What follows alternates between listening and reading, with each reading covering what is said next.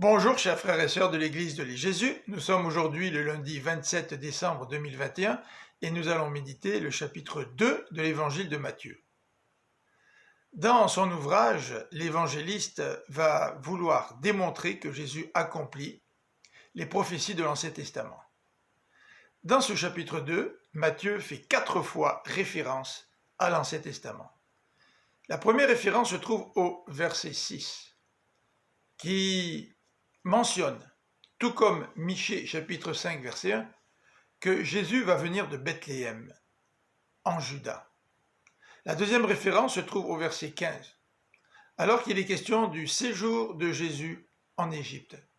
Jésus, tout comme le peuple d'Israël, a séjourné en Égypte. Et tout comme le peuple d'Israël, Jésus va être appelé par Dieu hors d'Égypte dans un genre de nouvel exode pour apporter le salut au peuple de Dieu.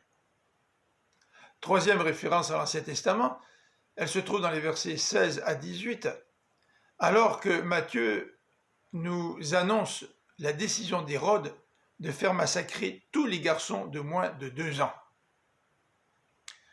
La troisième référence à l'Ancien Testament se trouve au verset 23, quand Matthieu spécifie qu'on l'appellera le Nazaréen.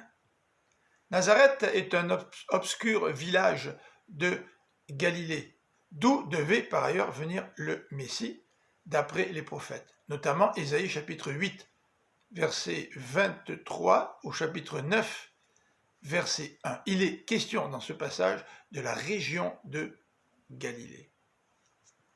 Pour terminer cette méditation, je voudrais parler un peu de l'adoration des mages, qui est un modèle pour nous. Ces mages, en suivant l'étoile, sont entrés dans la maison, ils ont vu Jésus et ils l'ont adoré. Ces 3 verbes, entrer, voir, adorer, font référence à d'autres expressions. Pourquoi sont-ils entrés dans la maison en présence de Jésus? Parce qu'ils l'ont cherché. Et chercher Jésus pour entrer dans sa présence est un premier élément de l'adoration. Deuxième élément de l'adoration, c'est qu'ils ont vu Jésus. Et en voyant Jésus, cela a provoqué chez eux une grande joie. Et cette grande joie les a poussés à adorer le Fils de Dieu. Mais comment?